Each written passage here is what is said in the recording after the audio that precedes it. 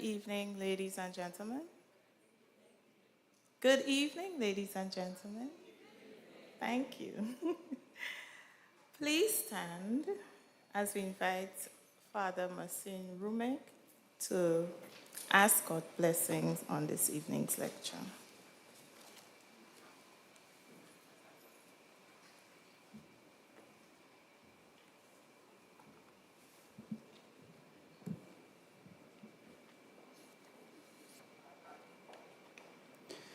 In the name of the Father, and of the Son, and of the Holy Spirit.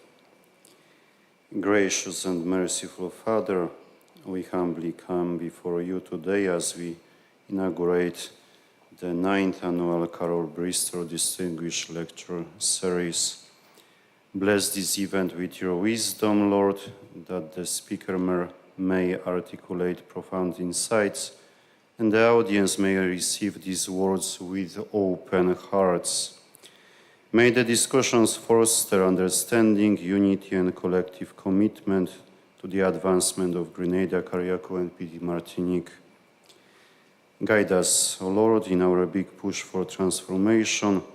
Grant us the strength to embrace change with courage and resilience, recognizing that through your grace, we can overcome challenges and emerge stronger. Bless the efforts of all those involved in shaping Grenada's destiny, inspiring them to work tirelessly for the common good. As we engage in this dialogue, may your spirit of love and compassion permeate every word spoken and every heart present. May the 9th annual Carol Bristol Distinguished Lecture Series be a source of inspiration, enlightenment, and empowerment for our nation. We do pray through Christ our Lord, your Son, who lives and reigns with you in the unity of the Holy Spirit, God forever and ever. Amen. In the name of the Father, and of the Son, and of the Holy Spirit.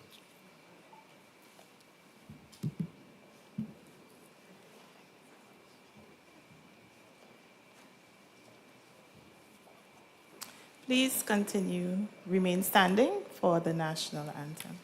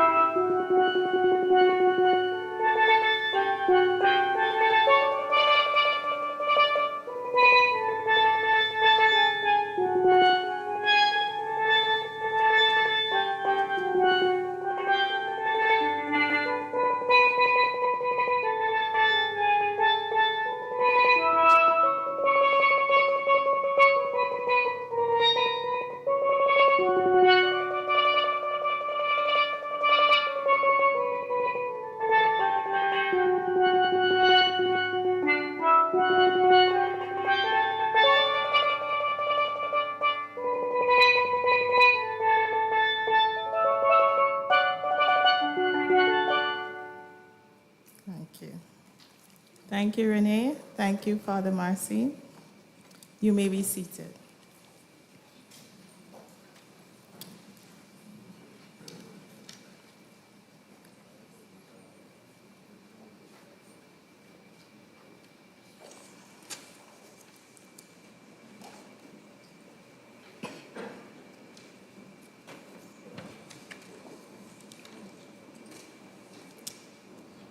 Honorable Deacon Mitchell, who will be joining us very shortly, Prime Minister of Grenada, Ministers of Government, Mr. Adrian Thomas, welcome. Dr. Francis Severin, Pro Vice Chancellor and Principal of the University of the West Indies Global Campus, Grenada. Governor Timothy Antoine, Governor of the Eastern Caribbean Central Bank and feature speaker. Mr. Will Vaughan Granger, Chief Experience Officer, Grenada Cooperative Bank Limited. Permanent secretaries, other senior government officials, Ambassador Bristol and the Bristol family, colleagues and students from the UWI community, St. George's University, the T.A. Marichaud Community College, and UWI alumni, members of the media, specially invited guests. Ladies and gentlemen, good evening again, and I'm happy to see you here this evening. My name is Keisha Cummins-Young-Branch, your chair for this evening's lecture, and I welcome you to the 9th Annual Carol Bristol Distinguished Lecture Series. I welcome you to the 9th Annual Carol Bristol Distinguished Lecture Series. Thank you. Our theme for this year's lecture is Grenada Coming of Age, or Big Push for Transformation. Permit me to introduce Dr. Nicole Philip Dow, the Deputy Director Acting of the University of the West Indies Global Campus, to make the welcoming remarks.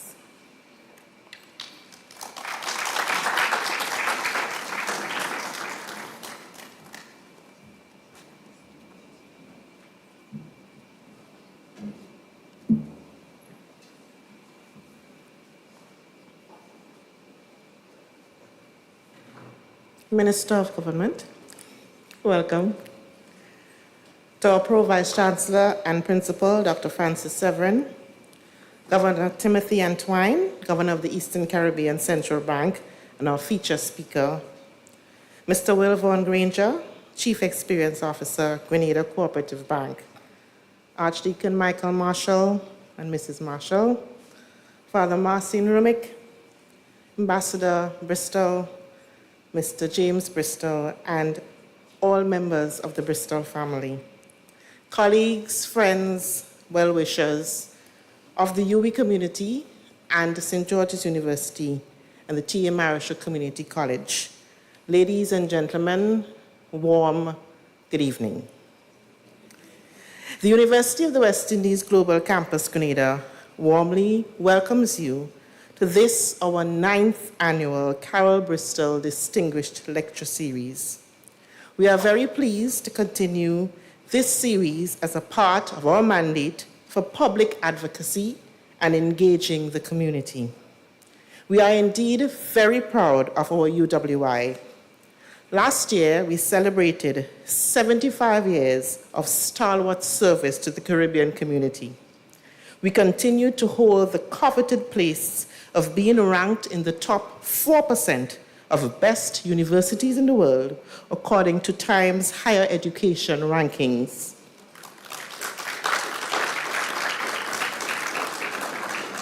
At Global Campus Grenada, we are now serving 342 online students, including 18 from the sister island of Carriacou. Our students are currently completing bachelor's degrees, master's degrees, and the doctorate in education, or the EdD. We proudly boast of our first doctorate in education recipient from the sister island of Carriacou. We also offer professional development courses each semester. We are currently serving 190 such students from the public and the private sector. Within the last academic year, we have partnered with the Ministry of Social Development in offering courses in gender development.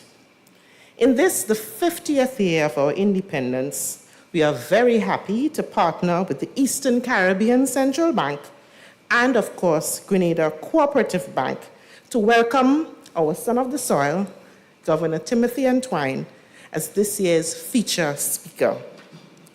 Grenada Cooperative Bank has been with us from the inception of these lecture series, and we wish to sincerely thank them for their excellent service to the Grenadian community.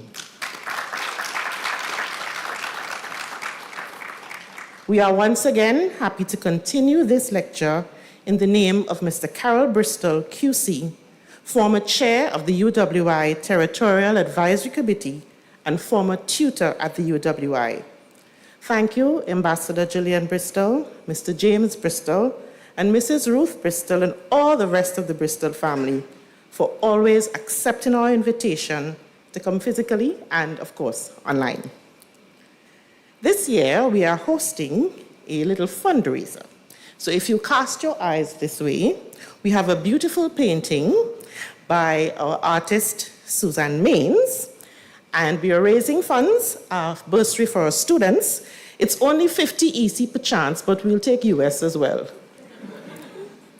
Ladies and gentlemen, it indeed gives me great pleasure to welcome you to the 9th annual Carol Bristol Distinguished Lecture Series. Thank you for coming and enjoy this evening's proceedings. Thank you.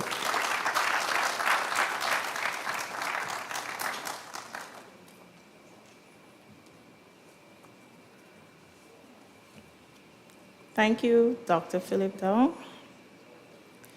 The Grenada Cooperative Bank Limited has been a major sponsor for this lecture since its inception. Please join me in welcoming the Chief Experience Officer of Grenada Cooperative Bank Limited, Mr. Wilfon Granger, to make some brief remarks.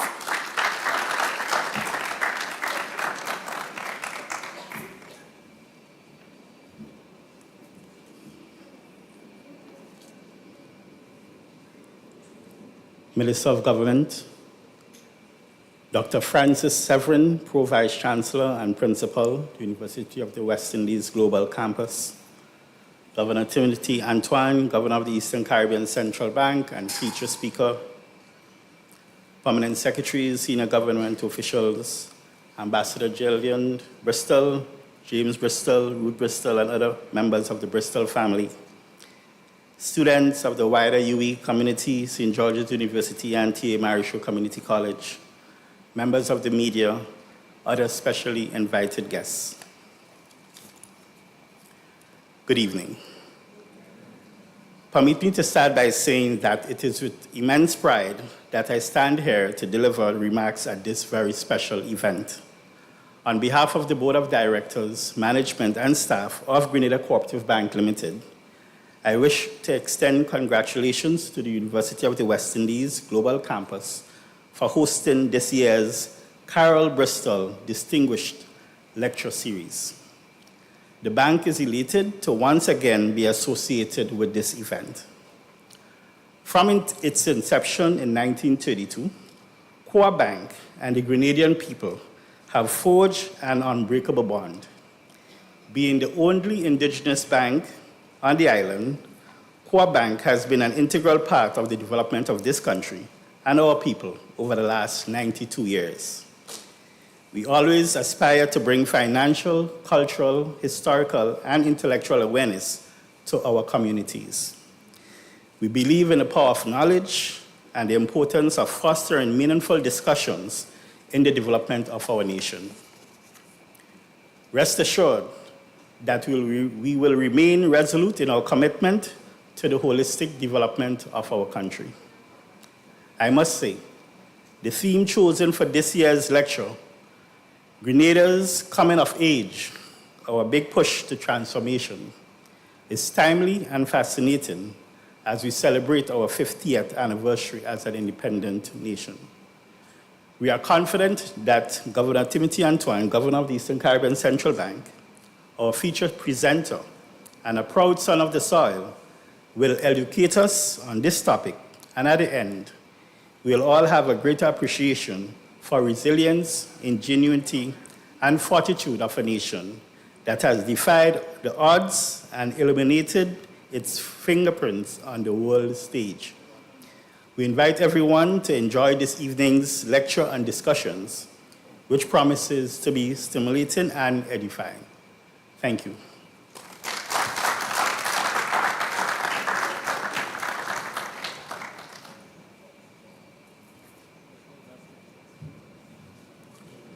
Thank you, Mr. Granger. We do appreciate all of your support throughout the years. I know you are here to see the governor, but just bear with me for a bit. We'll take a little break with a little pan. And at the end of it, I want you to tell me what song she's playing. Okay.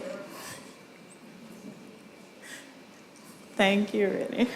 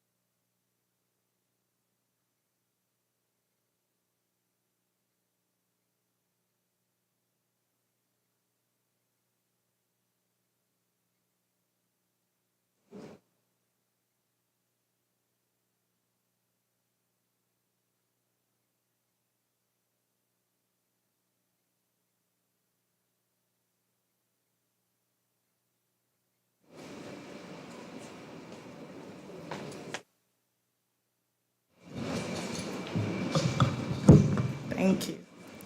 Was that a good challenge? Did you guess the song? No?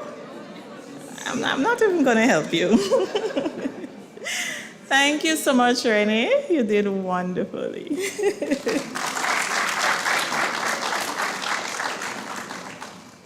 I now call on Dr. Philip Dow to introduce our featured speaker.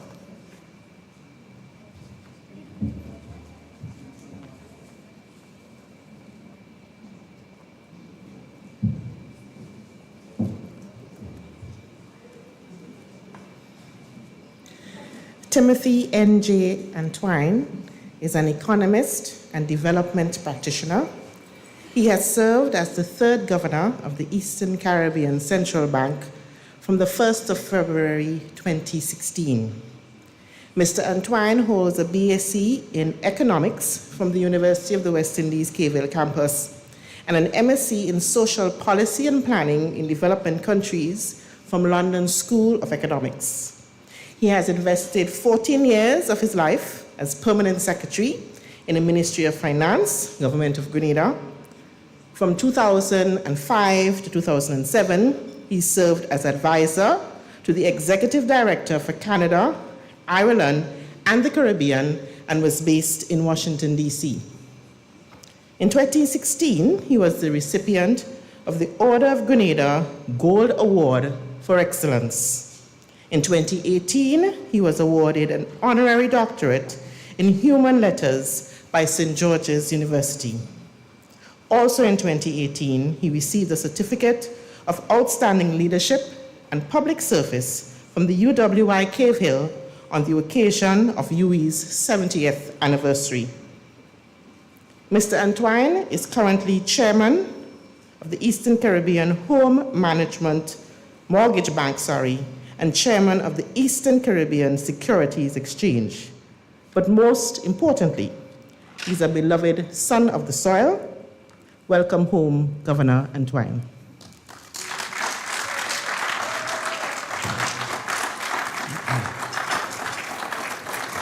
Thank you. Thank you very much, Dr. Philip Dow. Grenadian family, good evening. So good to see all of you. I do want to stand on the protocol already established, save and accept to recognize Honorable Adrian Thomas, Minister for Tourism, the Creative Economy, and everything else.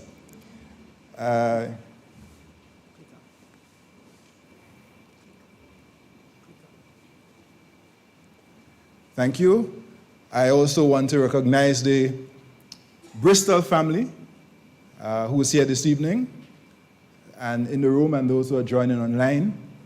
I want to recognize, of course, Mr. Granger from the Grenada Cooperative Bank, sponsor, but my fellow Grenadians, everyone, especially happy to see the students who are joining, many of which I am told are online. And as I look around the room, I see family. I see blood family, I see my siblings, I see ECCB family, I see colleagues, I see church family, and I see my Grenadian family, brothers and sisters. So it's great to be home, great to have this opportunity to share with you. So, as a proud Grenadian and alumnus of the University of the West Indies, I'm honored to have been invited by the UWI Global Campus Grenada to deliver the 9th Annual Carol Bristol Distinguished Lecture. It is a privilege to honor the memory of the illustrious Carol Bristol QC, who served his community, his country, and our region with distinction. I recall from our limited encounters his intellect and dry wit. I also recall his cricket commentary. Anyone remembers? And he especially made me laugh with the matter-of-fact way in which he announced when a batsman was clean bowled. If you remember the commentary, you know what I'm talking about. Of course, I've had the distinct privilege of working with his son, James Bristol KC, former Attorney General, his daughter, Gillian Bristol, former Ambassador to the United States and current chair of the Grenada Integrity Commission, and I just met his grandson, Dominic, So I'm very pleased to see all of the family members this evening. I want to thank Dr. Philip Dow, Head of Site Grenada, Deputy Director, UWI Global Campus, and Mrs. Keisha Comizong Branch, Program Officer, for the invitation and for the arrangements for this lecture. Ladies and gentlemen, a round of applause for hardworking organizers, including the team there. Yes.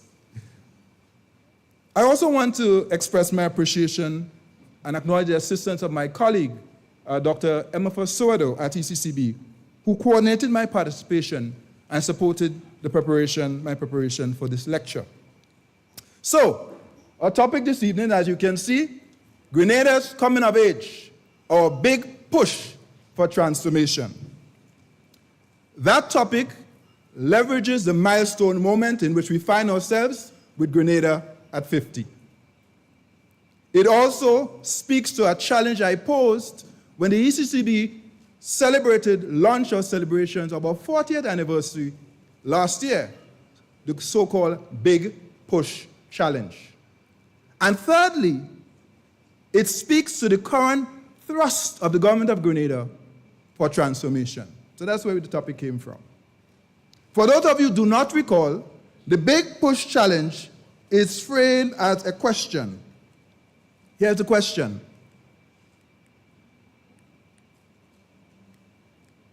Okay, clicker, I need you to move. So I need some technical assistance to get this clicker to move. The question is, what will it take to double the size of our economy over the next 10 years? What will it take to double the size of our economy over the next 10 years? Excuse me? Still not moving. Okay, there we are. All right. Patience is a virtue. Yes, that's the lesson number one. All right. So here's the question. And immediately what you should see here is that the big push requires us to move the Grenadian economy from 3.6 billion, which is where we are at this moment, to 7.2 billion. That's the challenge. That's the challenge. And by the way, if you want to personalize this, then you ask yourself the question, what will it take to double your net worth? And you could fill in how many years you want to do that. That's the challenge. Keep that in mind. We're going to circle back on this as we go through this talk this evening. Keep that in mind.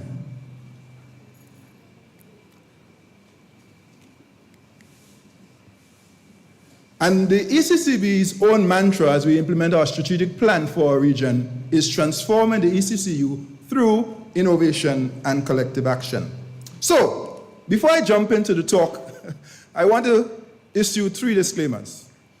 Disclaimer number 1, this lecture is not an alternative vision for Grenada. Grenada has a national strategic development plan. How many of you read this plan? Put up your hand. Oh boy.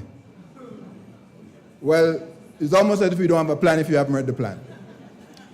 Homework assignment number 1. Go home and read the plan. It's 175 pages. It's an important plan. More importantly, the Prime Minister on February 5th of this year, when he shared his Vision 75, made it abundantly clear that he is embracing the plan and we are going to implement this plan. So we need to own the plan. I see some people in the room who worked on the plan, and before I went to the ECCB, I actually had a contribution in the early days of that plan. So the Prime Minister eloquently cast the vision for the bridge between Golden Jubilee, 50 years, and Diamond Jubilee, 75 years. So that's a 25-year bridge. And it is now for us to come around that vision and make it a reality.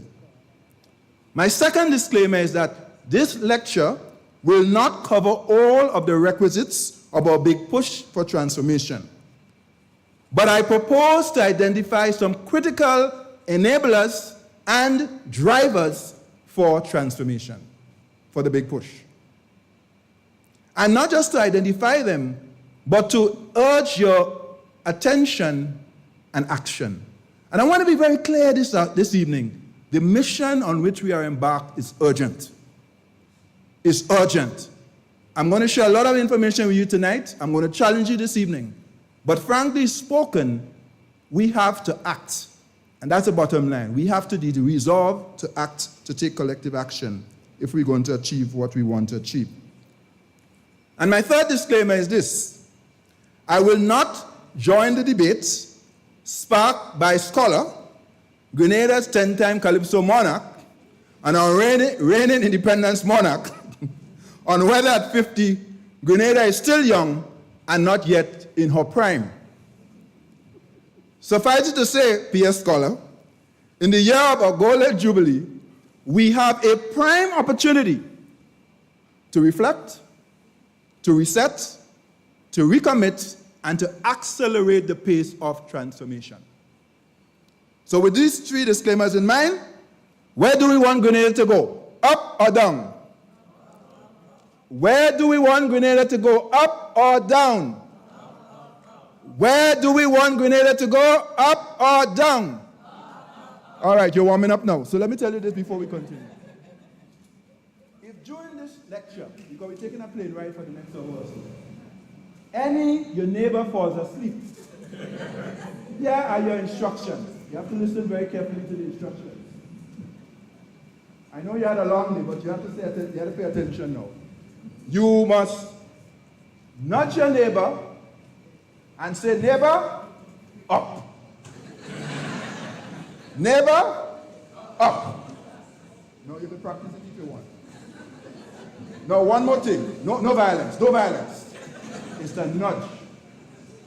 But I'm going somewhere with this.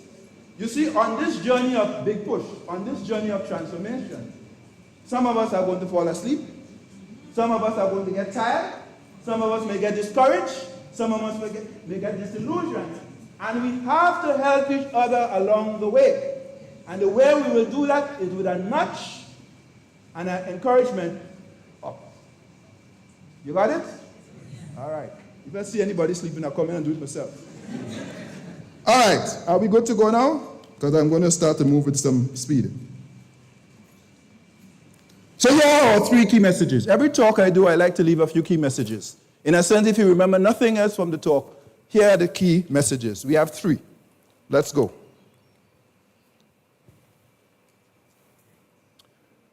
Key message number one. Transformation demands a critical mix of mindset, skill set, policy set, accompanied by essential investments. That's the first message. By the way, if you see anything on the slides, just pick up that captures the imagination or you want to remember, you can take a snap with your phone. We will make the presentation available. I also will have a text that will be available. But as we go along, if there's anything that you want to pick, or maybe you have a question, so you want to remember, you can put up your phone and take it. That's fine. Second key message is this. Transformation necessitates bold and courageous leadership and an unprecedented coming together of Grenadians, home and abroad, to take collective action.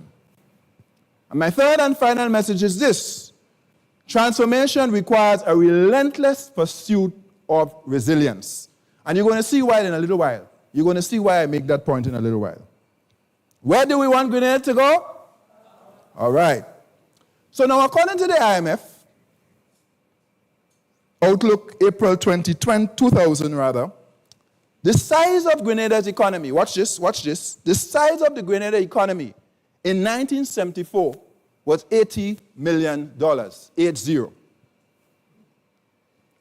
The average income, what we call per capita income in economics, was $800. And the population of Grenada at that time was 98,000. Fast forward now to 2023, what do we find? The economy is now $3.6 billion, 43 times more than it was in 1974. The average income has increased from $800 to $30,000, 38 times more than it was in 1974.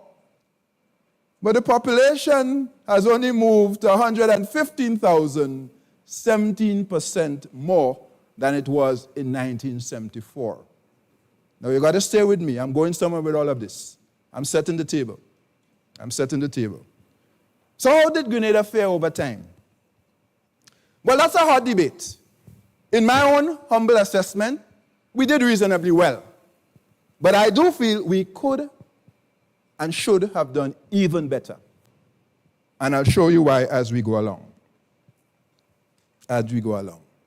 So the challenge before us this evening is to double the Grenadian economy from 3.6 billion to 7.2 billion. That means we have to grow this economy about 7% per year for the next 10 years. About 7% per year for the next 10 years. That's the challenge. Now, let me be honest and let me be clear before I continue. When we speak about doubling the economy, the big push, we are really talking about a bigger pie,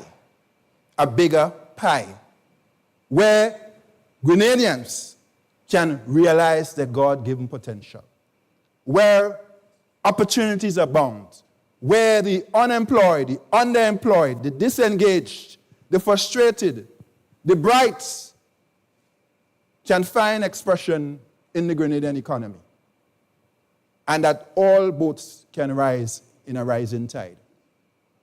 So this is not simply about economics.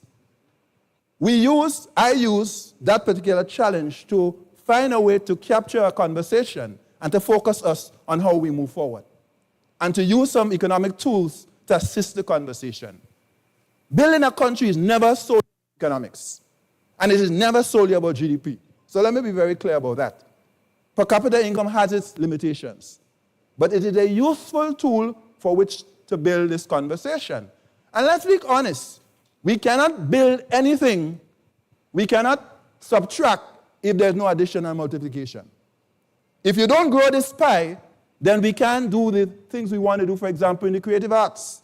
That beautiful rendition of Up From Here that we heard earlier on. And the creative that we've seen on display during this celebration of our Golden Jubilee. We have to give them more space to function and to express themselves. That requires a growing economic pie. So I want to be very clear. This doubling of GDP is not simply about economics and about moving from A to B. It's about the opportunity, the enlargement of possibilities for Grenadians, home and abroad, to be able to make their contribution to the homeland and to grow this economy and present a future for our children and grandchildren of which we can be proud. Is this challenge of growing the economy, doubling over the next 10 years at a clip of 7% per annum, difficult? Yes. Impossible? No. If you look in the 1970s, we actually did it. We actually did it in the 1970s and early 80s at various times. And then we saw a slowdown as we entered the 90s, and a lot of that had to do with the secular decline of growth and some global forces and shocks, which you will see. So if you look on screen, what do we observe? 1978 to 2022, the growth performance of Grenada. The red line is the target we typically try to push, which is 5%. For this discussion of big push, for Grenada, it means 7%. But normally at ECCB, we encourage countries to target 5%. So the red line you see across is 5%. By the way, you see the Grenadian colors. The green is ECCU. Yes, we thought about that. The green is ECCU. So you see what's happening at the regional level. And the goal is Grenada. Got that? What are you observing? Up and down. Up and down. What I call a seesaw syndrome. A seesaw syndrome. And if you notice in those epochs, those periods, you see 1980, 1989, we had preferential access from EU for bananas. We were growing at 6.1% for the ECCU. Grenada was growing at 4%. Then you see it started to come down as the access started to move away, and that was stripped. And then you see in the period 2000 to 2009, Grenada grew at only 2.5%. What went on in that period? We had 9/11, external economic shock. Then we had Hurricane Ivan. And of course, I don't have it there, but we had Hurricane Emily right after that, 8 months later. Yes? And then, right at the end of the century, the next 10 years later, the global financial crisis. Notice that. And you see and every time we have a shock, the economy goes into contraction. It's like it's going into a valley, down. You see and then we have to work our way back up to get back to where we were. Fast forward now, and you got COVID. You see what happened? Grenada's economy contracted by around 14-15% in 2020 as a consequence of the pandemic. And then we've been working our way back to where we were pre-COVID. And we just about back to where we were pre-pandemic. The point I'm making by showing you this is that if we're going to have that big push, if we're going to sustain, if we're going to be able to double the size of our economy and opportunity, we have to minimize these shocks and the impact of these shocks. And the way you do that is by building resilience. That's the point I made in the third key message. We have to commit to a lifelong pursuit of building resilience, because it is that will minimize the impact of those shocks. What is resilience? I define resilience as the capacity to absorb and withstand shocks and to bounce forward, not back, forward after a shock. Every crisis or shock must be leveraged to put the country in a better position than it was. So, for example, with the pandemic, for all of our difficulties, our health system, some of you may not agree with me, because health is a very sensitive issue, but our health system is presumably a little better off because we have a little more equipment at the hospital. We have a little more consciousness about primary health. We have a little more consciousness about vaccines and a range of things. You may or may not disagree with me on this. After Ivan, we built back better. We built back better. That's a legacy, a positive legacy out of a difficult situation. But what you want to do to sustain that trajectory of development is to minimize the boom and the bust, the yo-yo syndrome, the seesaw syndrome that you see on screen. That's part of the challenge that we have to manage. So now, let's get to the pith and substance of this talk. It is time for Grenada to soar. It is time for Grenada to go. To go? All right, remember your assignment. Look around, see if anybody's falling asleep. You have my permission to nudge them up. So, as we take flight, because we're going up, we have to understand atmospheric conditions. You following me? Because there are global forces impacting Grenada and the currency union. In an opinion piece published in the Financial Times on the 16th of January 2024, Martin Wolf, the chief economics commentator at Financial Times, articulated 5 major forces shaping the global economic landscape. Check them out. Check this out.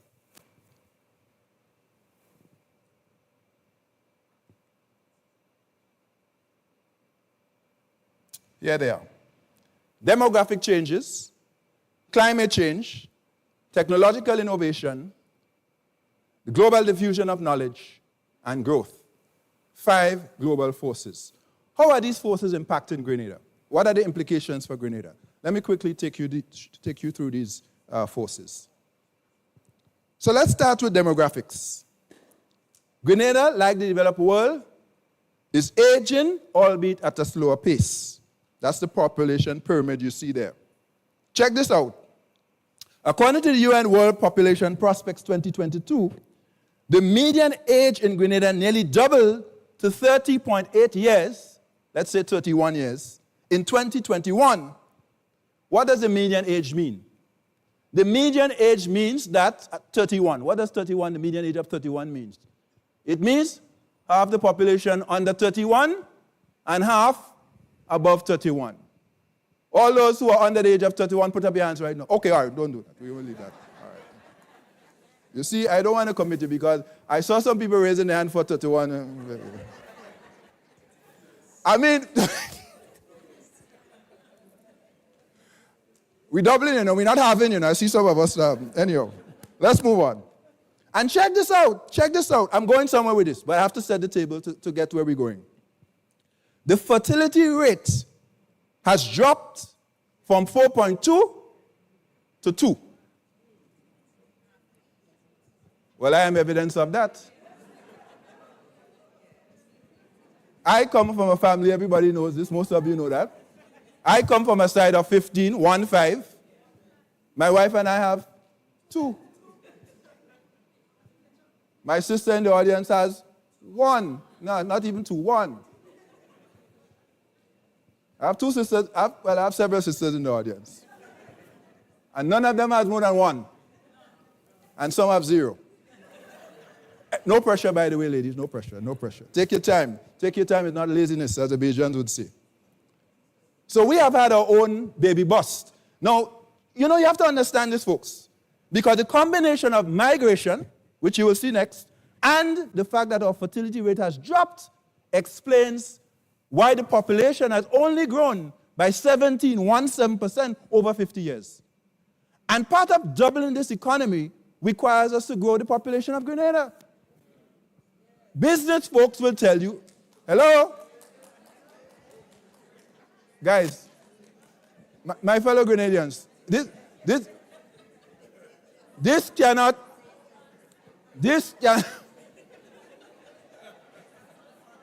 oh boy, I don't know what I walked into there, but we clearly have stirred up something there. But folks, let me be candid. This can be a difficult discussion. We cannot grow this economy if we don't grow the people in the economy. Now, I am not encouraging teenage pregnancy. I am not encouraging people to go out and simply make children without responsibility. But our economy does need skills, people with skills to grow the economy. People talk about, let me show you the next slide, and then I'll come back to make the point, because I don't want to stick. Take a look at this. As of 2020, according to the UN Migration Report, there are 62,000 Grenadian migrants abroad. No, that does not say there's 62,000 Grenadians abroad. There are more. These are 62,000 who left Grenada and are abroad. So this is not children of Grenadians. This is not spouses of Grenadians. If you add those up, the number will be significantly larger. These are people who left Grenada. In a sense, if they did not leave Grenada, the population might be around 180,000. But of course, people migrate everywhere in the world. So we understand that. And what this tells you is that 2 in 5 are in the US, about 25,000. 1 in 5, about 12,000, are in the United Kingdom, followed by Canada and Trinidad and Tobago. So that's the numbers that you see on the screen. That's where most of our Grenadians are. Of course, Grenadians are all over the world. But that's where the bulk, the critical clusters are, if you will, of Grenadians abroad. So, having said all of that, life expectancy in Grenada is now average around 75 years.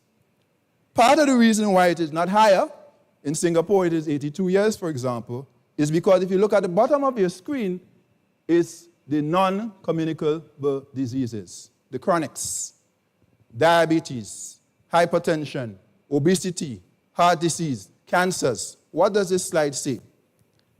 4 in 5 Grenadians are dying from the chronics. In fact, it is 83%, so we round that to 4 in 5.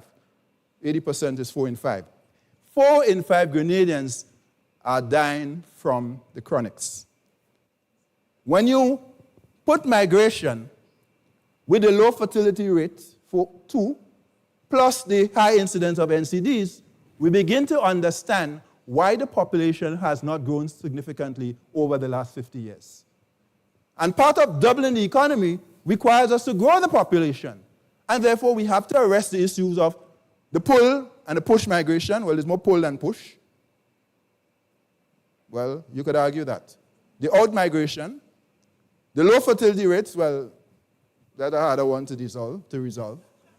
And the high incidence of NCDs, chronics, and what that is doing to our households. People in their primes are dying from these chronics.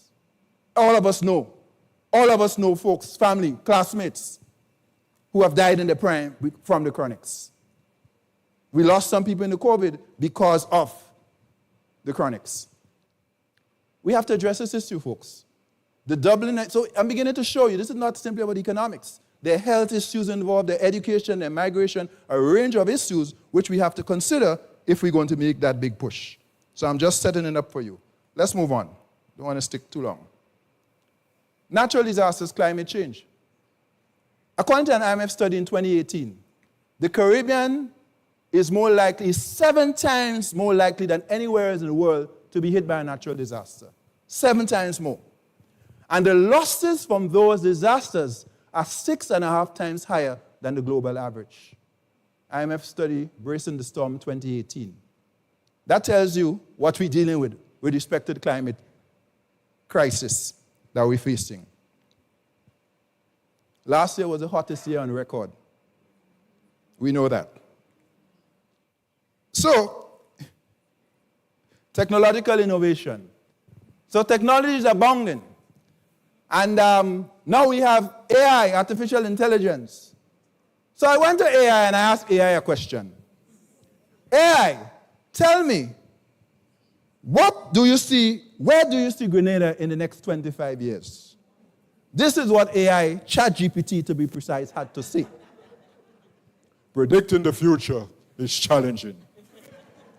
But one could hope for continued development, stability, and prosperity in Grenada over the next 25 years with advancement in various sectors such as economy, technology, and education. However, it is essential to consider that unforeseen global events and local factors can influence the trajectory of any country.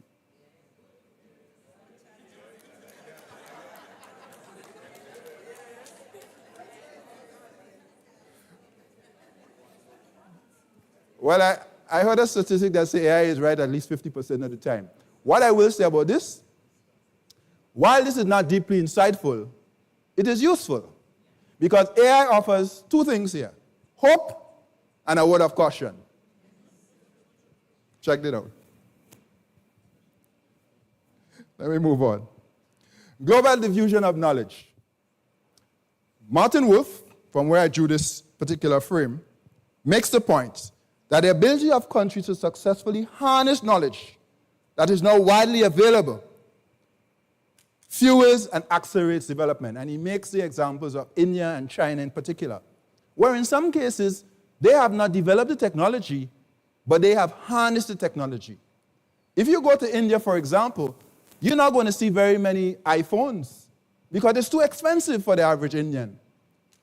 But they have taken the technology, found a way to deliver it in a far cheaper modality to be able to make, for example, smartphones widely available to Indians, to drive the payments revolution, to drive the digital economy in India. So he's saying, a small country like Grenada, for example, we may not be developing some of the research, the R&D, but it is for us to harness and then use for our advantage. And then finally on growth, look at this. The global economy has slowed down. Over the last decade or two, you see a general secular decline in growth. The principal reason we believe is the decline in productivity.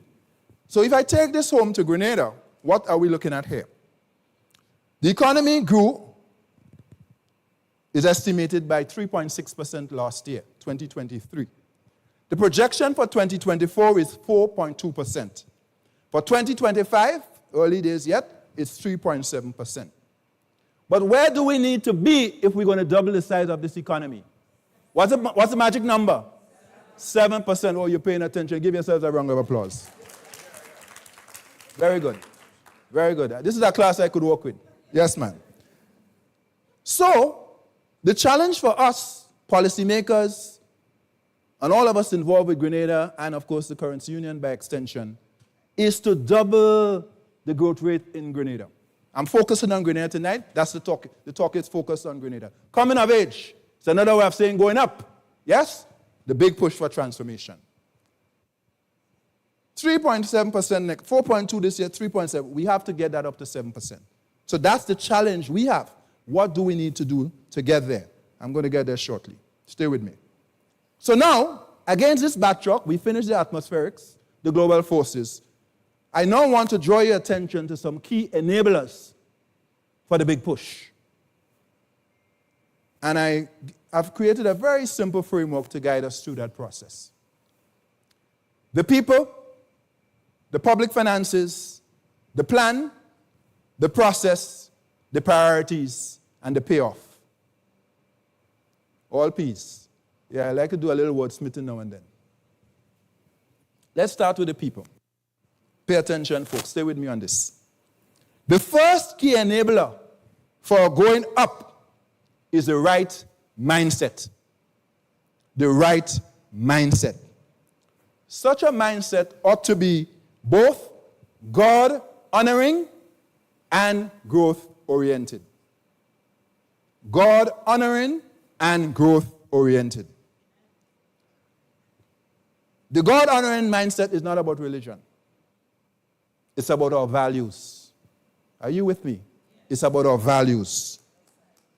The scriptures declare, godliness makes a nation great, but sin is a disgrace to any people. Those of you who prefer the King James Version, righteousness exalts. What is exalt? What is exalt? To go up. Yes? Righteousness exalts a nation, but sin is a reproach to any people. I understand sometime last year the Prime Minister asked the nation a question. Who are we becoming? It's a very pertinent question. We could double the size of this economy. And if we're going up in crime and lawlessness, this is not going to work, folks. It is not going to work. Who are we becoming? Those of you who know me well know I'm not very religious, but I'm a strong man of faith. So this is not about religion. And some of you will say, in a talk like this, it is old-fashioned and out of place to talk about God-honoring mindset. That's part of the problem we have. That is exactly why we are where we are.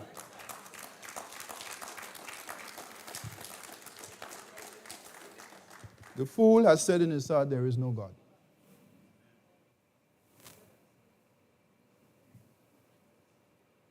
As a nation, we must cultivate values that respect human life, that respect people's views, political and religious differences, that respect women, that respect the environment, that embrace the dignity of work, and that promote patriotism and nation building. That is a God-honoring mindset. I just gave you the definition. That's my definition.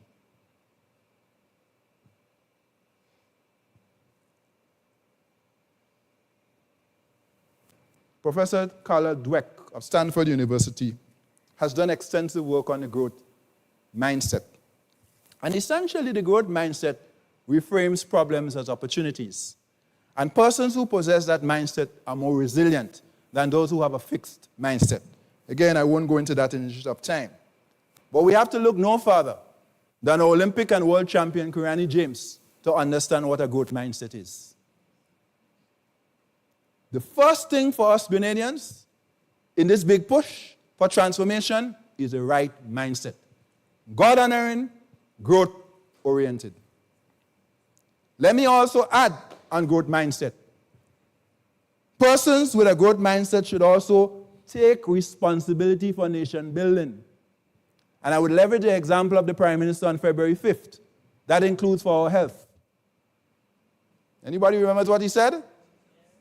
We could cuss about the hospital all we want. And yes, we have to fix those issues in the hospital. But it starts with us and how we live our lives. Remember the basic test he did? Bend down and touch your toes? Okay, I won't ask anybody to do that this evening. I assure you I could do it, but I don't want to have any wardrobe malfunction, so I would leave that for now. And the second thing I want to add about this growth mindset. Sorry, am I disturbing the painting? Is there energy in the room? All right, we need energy to do this big push. We need energy. All right? And that's a lovely painting by Susan, by the way. The second thing I want to add is that persons with a growth mindset do not believe or expect the government to do everything. It is amazing to me. This is 31 years for me in public life, public service. Every conversation begins with what the government is doing or not doing, should do or not do. Folks, we got to break this trap. It cannot only be about the government. Now, I want to be clear. I'm not letting government off the hook. Government has certain responsibilities. They have to deliver on certain things. They have mandates. They have to deliver. But the idea that government has to do everything and solve all problems, come on.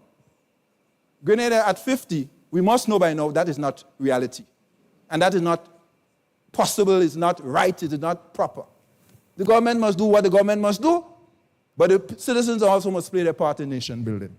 And that's part of the growth mindset that we have to see. Let me move on. The public service. The public service. Oh, no, I ain't get to finances yet. I'll get there shortly. Sorry, I robbed you one, but we get into the public service next. The second key enabler is a modern and professional public service. I want to hail the hard-working women and men in the Grenada public service. Some of them are in this room right now. Some of them I know personally. Some of them I worked with for many, many years. I see some colleague PSs there. I greet them. I know they work hard. And it gives me no pleasure to say this, but I have to also call out the limers and the paid vacationers. I'm not asking you folks. I know what I'm talking about. Limers and paid vacationers. When I look around the region, it seems to me that many of our public services are broken. Because, frankly spoken, the lament I hear in Grenada, I hear in many other countries in the currency union. If we take the case of Grenada, if we are brutally honest, the politicization of the public service started in the 1970s. You could check. I mean, I'm not going to argue that. I know that. But the point I make tonight is that the state of the public service stands as a binding constraint on Grenada's capacity to grow and to double the size of the economy. It is an effective lid on the country's potential. Public servants, hear me well. I'm a public servant. I'm not beating up anybody tonight. I've given credit to those who are working hard, some of whom I know, but I've also called out those who are not. In this enterprise of doubling the size of the economy, we all have to get in this fight, and we all have to work hard together. That's important. So we have to fix the public service. 3 things I would recommend that we do right away, or as soon as it's practicable. 1, a new law that brings the public service into the modern age. We are still operating with a 1969 law. 1969 law. This is a law that was handed to us by our colonial masters. And 50 years after independence, we have not seen it fit to modernize the public service and change the law. Think about the number of laws we've passed in this country over the last 50 years. And we haven't gotten around to the Public Service Act. Yes, ponder that. I move on. An academy that continually trains public servants, including senior leaders, and provides proper orientation sessions for ministers of government. You know, the irony is that, oh Lord, this is taking far longer than I wanted, but the irony, so you guys have to stay with me on this. The irony is that almost everybody is frustrated in the public service. The current public servants, the long-standing public servants, feel that other people have arrived. It used to be called, I don't know if it's still called 340. And these people who have come in, they don't know anything about the public service, they don't know the rules. And they come in and they're trying to push their weight around. But then the people who have just come with a mandate are frustrated with those who are there very long, who know the rules, and who seem to be obfuscating progress, and who seem to be holding up things. And if you talk to ministers of government, very honestly, they too have their frustrations. Everybody frustrated. Almost everybody. Maybe for a few exceptions. Folks, we got to fix this. We got to fix this. Finally, on this issue, an effective system of accountability for performance. An effective system of accountability for performance. New law, Academy for Training, continuous training, and accountability for performance. Now to the public finances. Stayed very long on that one, but one of the legacies of the Homegrown program is the fiscal responsibility law that was passed in 2015, which codifies Grenada's commitment to fiscal discipline and enhances fiscal resilience. That framework has served Grenada very well. Think about the pandemic and the fact that Grenada, the government had resources to help cushion the effect with safety nets, or the fiscal fundamentals to draw resources from international sources to help during a difficult time. Tourism shut revenue down, in some cases by 50% at one point. But more recently, the payment of pensions. That's because of the sacrifice you made, we made, and that framework called the Fiscal Responsibility Law. Grenada, whatever you do, preserve that law. It has served you well. It is serving you well. I know some of you didn't agree with some aspects of the law, but I think we all agree, those of us who have received pension will agree that it was worth it. Because you could have pronounced you're paying pension and have no space to pay the pension. Contrast that with 2008 to 2013, when there was no fiscal space. Global financial crisis then morphed into a great recession. You know why? Because the government did not have the capacity. I was in the Ministry of Finance then. The government did not have the capacity to employ or deploy what we would call counter-cyclical fiscal policy. Big word to simply say, when things are down, you spend more. When things are up or good, you spend less. You save for the rainy day. To do that, you have to have the fiscal space. You have to have the headroom. So I would be in the Ministry of Finance and I would hear people cussing government, cussing the Ministry of Finance, cussing me. Spend the money, spend the money. And I'm like, Father, forgive them, for they know not what they say. We are not so wicked that we'll be holding this money if we had it to spend. They don't know that we have maxed out on debt. They don't know that we have maxed out on overdraft. They don't know that, there was no fiscal space. So the idea of the fiscal responsibility legislation is to have the fiscal space in a shock to be able to spend, cushion the effect, and get out of it as quickly as possible. That's why you have to preserve that framework. That's the flexibility it gives you to run counter-cyclical fiscal policy. Absent that, you know what happened? Instead of spending more, we had to cut more. And all that did was prolong the difficulties, prolong the contraction of the economy.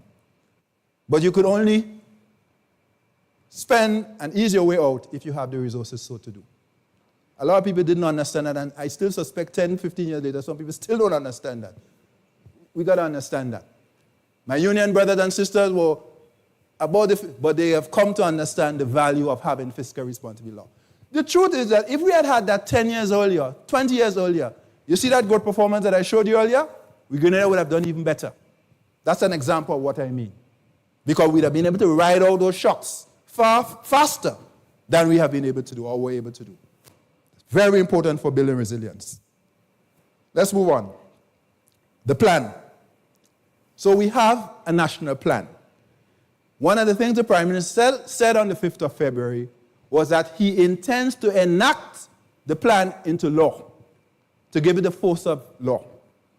I welcome that step. I welcome that step. Because the first takeaway of the 2008 Growth Commission led by Nobel laureate Mike Spence is that countries that succeed deliver high growth over a sustained period. The first key lesson is that they stick to a long-term plan. That's why Dr. James Osborne James called on that at the Independence Service. And I was very pleased when the Prime Minister said he is going to move forward with enacting it into law. that will be unprecedented, but will set the stage for us to begin to not just do a plan, but actually implement a plan. I now await the governance arrangements that will accompany that law, that will include the monitoring of the plan, the implementation, and the adjustments that are needed as the situation warrants or dictate. Then I go to the process. I'm speeding up. The process. In this process, it is not just a whole of government approach, it's a whole of society approach. What does that mean? You know, one of the finest moments in Grenada's modern history, in my opinion, was the period of the homegrown program. You know why? Because we came together to rescue the country. People with different political views, with different personalities, came together to solve the fiscal situation for Grenada. Government and the social partners came together. And as I say that, if you will forgive me for a moment, I think of the Judy Williams of blessed memory, Madonna Harford of blessed memory. I actually wrote down some of the names on my way here because it came to me, and Gloria Payne Banfield, Sandra Ferguson, Ray Roberts, Andrea Lewis, Dr. Osbert James, Father Sean Doggett, Alvin Clouden, Pastor Alfred Hosford, Chris Diali, Pettifer Lewis Smith, Petra Charles Joseph, Mike Sylvester, and Dr. Keith Mitchell, the former Prime Minister. These were, I may have missed a few, but these were the Committee of Social Partners, the members that came together once a month, put our heads together to work through these issues during that difficult, challenging time. I remember Andrea Lewis and Sandra Ferguson sitting down around a table in the Ministry of Finance with Mike, myself, and a couple of the colleagues, working through the monitoring of the homegrown program. And you know, folks, during that time, regardless of the differences of views, political and otherwise, I knew in my heart that these were Grenadian patriots, every single one of them. I never doubted that. Even when we disagreed on policy issues, even when there were strong disagreement on political issues, and I heard them, I understood that they were Grenadian patriots. And we worked together. And I'm very proud of that team and that committee and how we worked with the Grenadian people to make the sacrifices to turn the situation around. And in calling the names tonight is a way for me to say thank you. I appreciate you and what you did for your country, our country. The priorities. So now, what are the theaters of transformation? Give me the global forces, I'll give you the enablers, I'm now going to the drivers. So the drivers is the almost last thing before I get to ECCB and then I conclude. Stay with me. But we got our stamina on this journey, eh? You can't burn. I mean, this is not a sprint, this is a marathon. So you have to stay with me. We're going to get some questions in a while. So I want to call these the theaters of transformation. The theaters of transformation. Let's move it along. We covered this already. Here we are. What are the drivers for doubling the size of the Grenadian economy over the next 10 years? On the screen, here is my submission. I've covered the public service. I've covered the growth mindset. They are enablers, but I put them there because they're so important. So I'll just touch quickly on the others. Human capital. According to the Future of Jobs report from the World Economic Forum, the next few years, technology-related jobs will lead the way in jobs growth. So obviously, if we're looking at creating jobs in this economy, we have to look at technology and the cognitive skills that are required to grow the economy. Where will the opportunities come from? And not just technical skills, but what people call the soft skills, but what I call the smart skills. Active listening, empathy. I mean, whoever said that managing people is a soft skill, they don't know what they're talking about. Managing people is one of the hardest things that you do. And the higher up you go in life, in the job, in the organization, the more you have to manage people. It's the hardest part of the job. That's the honest truth. So ain't nothing soft about that skill. It's a smart skill, and it's an absolutely essential skill. And we have to train our young people to do that. And we have to train our workforce to do that. So, very quickly, here are some of the skills that are required. The demand, information security. With all of this information, digital technologies, comes the need for cybersecurity. One of the biggest areas of need right now, even our central bank, we have put out several times, is to get IT security specialists. And we are finding it's not so easy to recruit them. And even when they're available, they're being picked up by US and Canada and elsewhere because, we can't pay what they're being paid in those countries. That's a serious challenge, but that's some of the areas. So young people, if you're listening and you're looking for opportunity, you want to find something where you could actually get a job, work from Grenada or work overseas and come back, hopefully you could work from Grenada because too many of us have gone overseas. Then here are some options for you. Let's move on. Renewables.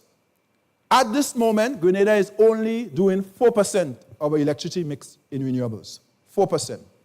We have some of the highest rates of electricity in the world at between 35 and 40 US cents per kilowatt hour. There is no way we could transform Grenada with paying that high cost of electricity. Think about what it is for our household. Think about what it is for government. Think about what it is for our foreign reserves. And by the way, if you think your electricity bill high, just understand where the climate is going. When I was growing up, AC was a luxury for rich people. Only rich people could afford AC. Nowadays, AC or you die. That is now a natural part of adaptation. You have to build homes and build in AC, whether it's solar PV or whether it's... Because to make them livable, that's where we are. That's where we are. So all of you have seen your electricity bills. I have seen mine as well. The point I'm making is that transforming this country requires that we move quickly on renewables. Obviously, solar PV, geothermal, possibly tidal. Those are some of our options. So we gotta get moving on that. On financial literacy, I will simply say this.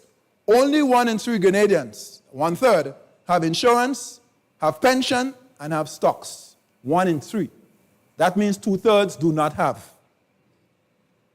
When we did the survey last year, 2022 now, on financial literacy, 2023, we found that only 1 in 2 persons are financially resilient in the currency union. So if I look around this room, I could make a fair conclusion that perhaps half of us, are not financially resilient. And what I also happen to know is a degree doesn't matter. There are people with degrees who have no idea how to manage money. Absolutely no idea. Let's move on.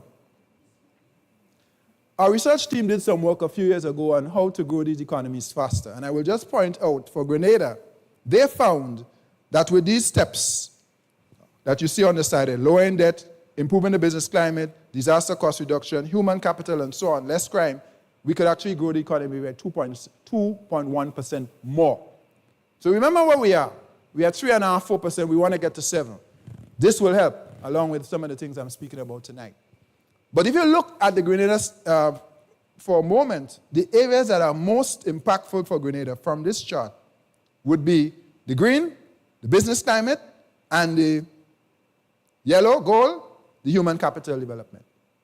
Those 2 would make the most difference for Grenada based on the research that our team did.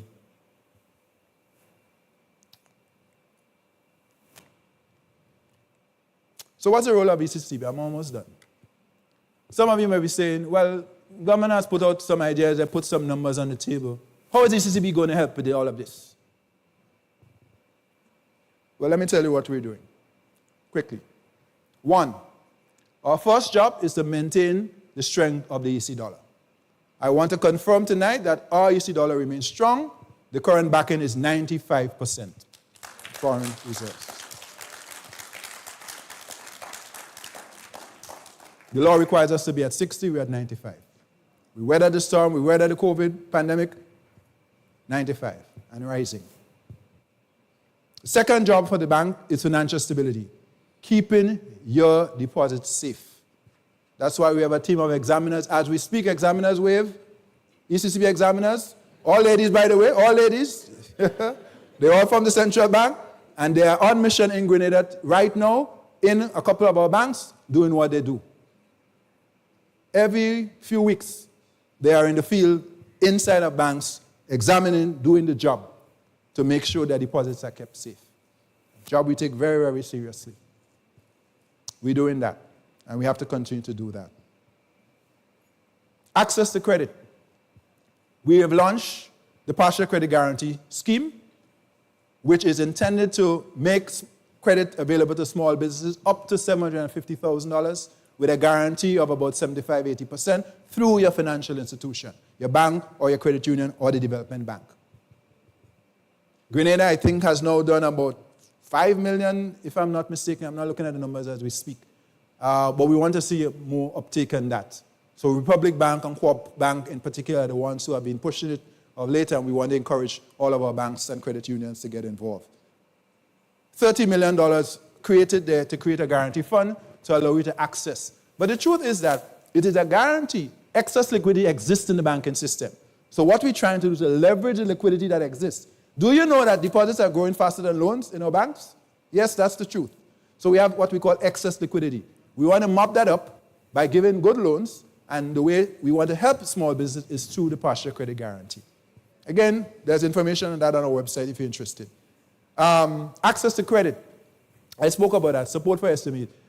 The next thing we're doing is a credit bureau. How many of you are familiar with a credit bureau? Credit score, credit registry? There's no way in a modern economy that you can operate without a credit bureau. If you go in any of the advanced economies, or even nearby, Barbados, Jamaica, Trinidad, and so on, they have a credit bureau. We don't have one. This year, we are launching the credit bureau. Everywhere we have gone, everywhere we have researched around the world, wherever a credit bureau has been established, credit has increased. And if you want to grow the economy, you have to grow credit. Businesses have to take risks, they have to be credit. Small businesses, householders, you have to have access to credit. So that's what that is about. Climate resilience, one of the things we're working on right now is that renewable energy infrastructure facility to help our governments and our country to move faster on renewables. I don't know if you know this, but at ECCB, at our campus, we have gone green, meaning that we have solar PV plus storage, means that we are generating 100% of our electricity on campus. Good for the environment, good for the bottom line. We're saving over $1.4 million a year. Moral authority, when I go there to argue and advocate for a region and to embarrass the big emitters, to say, shame on you. If a small central bank from these small countries could do that, you got to do better. You need to do better. We are most at risk, and therefore we want to see change. Digital transformation, I will just show you this. One of the things that we're doing is to encourage youngsters to come to our campus where we have interns, what we call Bright Sparks. On your screen are 2 Grenadians. So if you notice, you may know, these are people you know. Lyndon Jacosel, Janelle Brathwaite. We brought them up for 6 months. We extended for another 6 months. And they did so well, we kept them.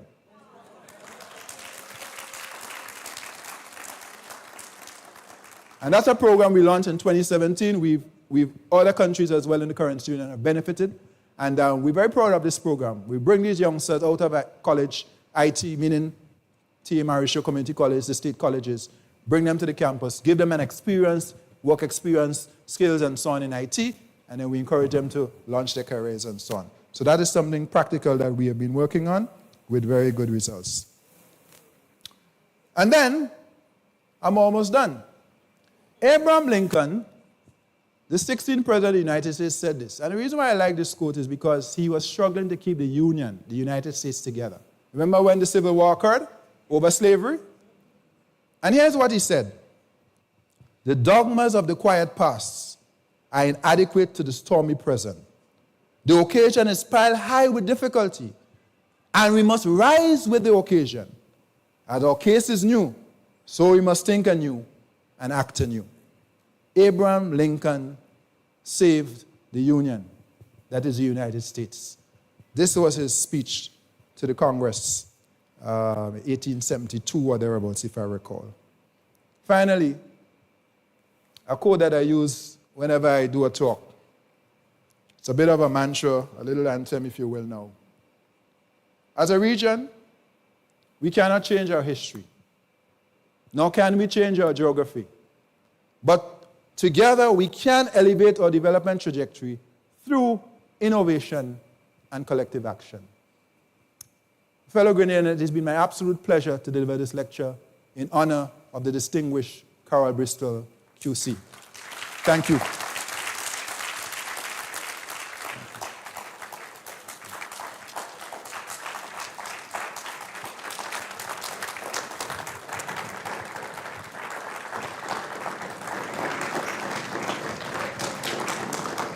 Thank you. Thank you. I'm not sure if you're clapping or you're taking the exercise, but I appreciate if you can. Thank you kindly. Let's take a few questions. Moderator, we have yes. Let's take a few questions if you have any. I went over time, but I did ask for your patience to walk through some of these issues. Let's take some questions if you have any, please.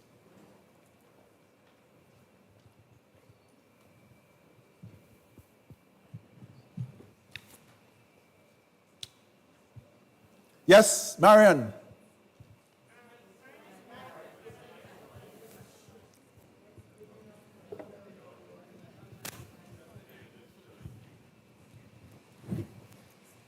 Good evening, everybody. Good evening. Thank you very much for that lecture. It was on point and perfect. Thank you. Thank you. I just wanted to make a couple of comments. One of the things that we didn't address, we haven't been thinking about in terms of the per capita growth, is that it is coupled, it is largely influenced by how we pay people in the retail sector and the civil service. So because of the imbalance in that and the private economy. The other point I want to say, a lot of our population growth is from expats. As we migrate outwards, there are people, I could see the growth. You know, I have been in Grenada since December 1996, and I could see the growth inwards. And that has, in fact, the rate of our growth of 17% would have been even lower if you didn't have that inward migration. You know, that's a fact. Yeah. So it's something that we need to look at. And I support your points on the public service, and especially the need for onward training and academic learning. Because as an attorney at law and having to interact with certain sections of the public service, they're not familiar with the change in the law. They're not familiar with the change in anything. And they always want to defy you and tell you what it's supposed to be. And even when you give them supporting information with respect to the law and the changes made, they don't believe it. But I don't know that, and they'll just pitch it aside. So the point for the training. And I'll make one other point. The whole question of the mindset has to start in the home and in the school. It's not only in the general society, but the home and in the school. Yes. And people are not paying enough attention to that. And I am glad that you brought up the whole issue of faith and those who don't believe in God, because when you think that there is nothing and it's only social media, and they feel that is what drives their lives, you cannot have that level of growth that we aspire to. Thank you. Thank you, Marian. Thank you. While we wait for the next question, just to say on the first point, part of growing this economy, Dublin, is to get more and more people out of the informal economy and into the formal economy. And to help them understand, and we have to help them with that, to create incentives and opportunities for them. So small businesses to come out of the shade of the shadow economy, the underground, and come into the light where you can get support in terms of incentives from government, training, an association where you can go to government together on policy areas and so on. That we have to organize better and get more and more people. In a lot of these countries, not just in Grenada, too many of our people are operating in the so-called informal economy. And also suffering because in that economy, they're not protections. Some of the protection they will get in the formal, they're not getting there. So that's part of the challenge. And as we go along, we should map how we're moving the numbers from the informal into the formal, because that is also where they have a seat at the table, as it were, and have a better chance of making a good livelihood. Anyone else? Yes, please. Hi, good evening, everyone. Again, a very inspirational and important presentation tonight. I'm Grenadian, living in the UK, and I'm so happy to be here tonight. There are two areas really about the Grenadian economy that I observe and I'd like your comment on. In terms of our attempt to get to, our aim to get to 7% growth. First, St. George's University, the importance of that to the economy of Grenada. And the other area that I observe that we're still struggling with, and that is the agricultural sector. Thank you. So you've led me to cover, by the way, when you get the lecture, there are a number of things I didn't touch tonight, believe it or not. One of which is, part of the drivers that we need to see is the new hospital, teaching hospital that offers medical tourism. St. George's University, education, principally St. George's University accounts for almost 25% of the Grenadian economy as we speak. In 1977, it was 2.3%. Today, it is 24.4%.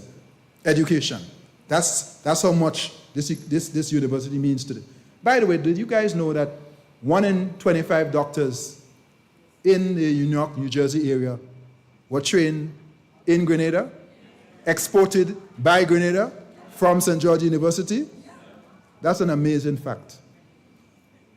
We export doctors, nurses too, by the way. Yeah, I know that's a challenge for our health system. But the point here is that teaching hospital, which the government is moving forward with again, I strongly endorse. Because for me, part of the big push, the next step in our evolution, economic diversification, which I didn't get to, it's in my notes, but I didn't get to it, is in fact that teaching hospital with medical tourism, which allows us to then also make another diversification. Because when people talk about diversification in Grenada, sometimes I hear this thing about diversifying away from tourism. I don't subscribe to that. We must diversify around tourism. That's what medical tourism does. It leverages the tourism product, it leverages St. George's University, and it puts it together. Tourism accounts for about 40% of the Grenadian economy. SU for about 25%. That's 65% of the economy. So what you want to do now is bring another major initiative to leverage those two things that will propel the economy. If you're starting to talk about doubling, you have to go big with some big, bold ideas. That is one such idea. I didn't talk about the blue economy. By the way, if you look on page 64, I think, of the national plan, you will find the blue economy is in there. I didn't speak about that. It's in a little bit of my notes. But the point is, that is a very important area. So I'm glad you mentioned it. Going forward, that is part of how we're going to grow the economy. Double the economy. That's 7% growth that we're talking about over the next 10 years. And agriculture, again, it's in my notes, food and nutrition security. And the point I'm making is that we need to fully go hard with the 25 by 25. Reduce the food input bill by 25% by 2025.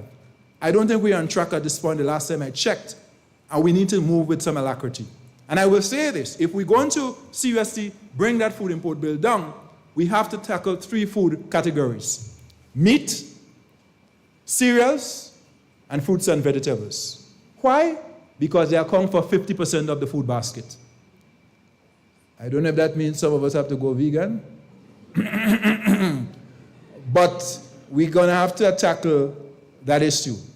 Good for households, good for the public finances, good for foreign reserves, most importantly, good for our health.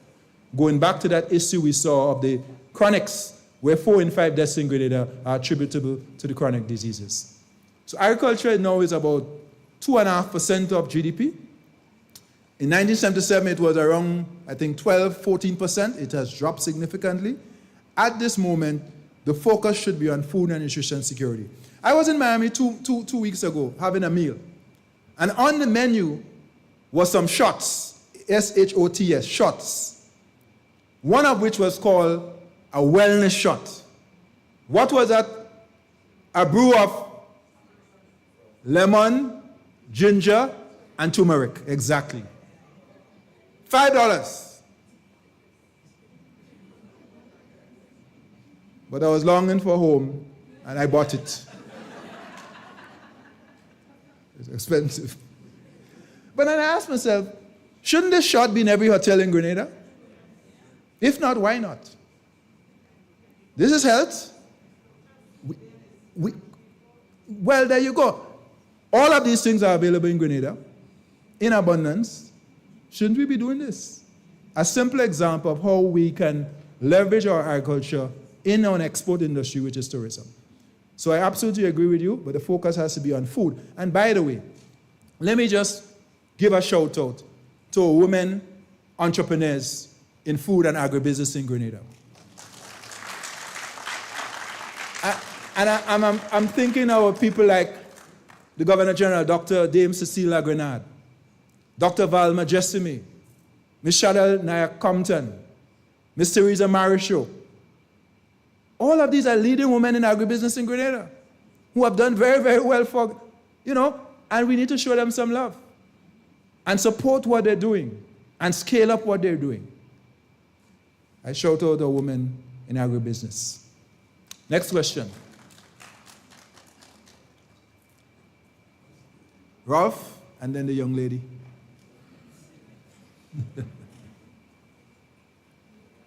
Good evening, Ralph Ashtialik.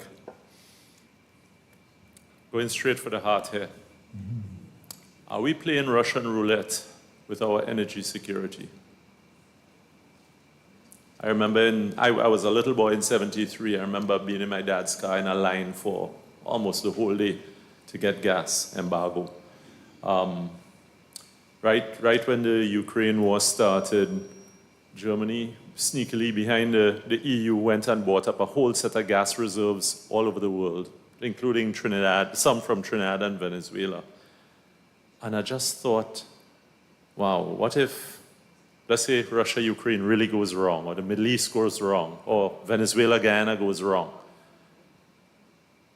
Gas, imagine our energy prices go up threefold, fourfold, tenfold, which can easily happen. And where are we? 4% renewables. I'll leave that right there. So Ralph, thank you. Because, again, when you read my notes, you will see. How do we speak about independence and be so dependent on the rest of the world for food and energy? Grenada coming of age requires to take our food and nutrition security seriously and our energy security seriously. And that is part of how we do that.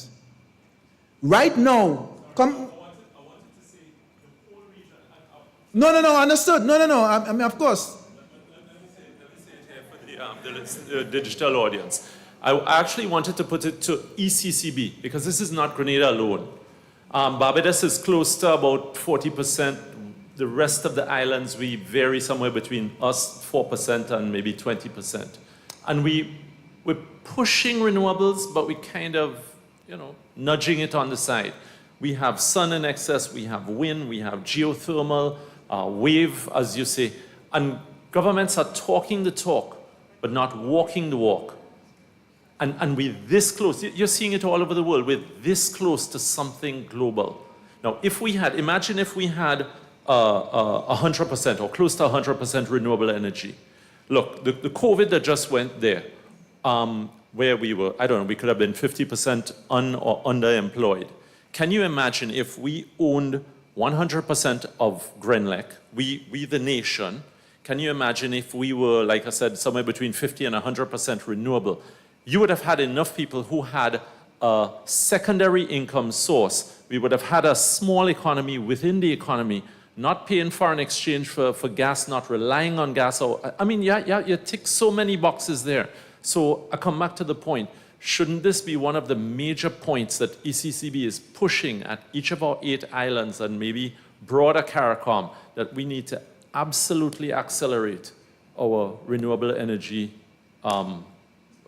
to make sure that we are bulletproof and not playing that Russian roulette with energy security? Sorry for being so long.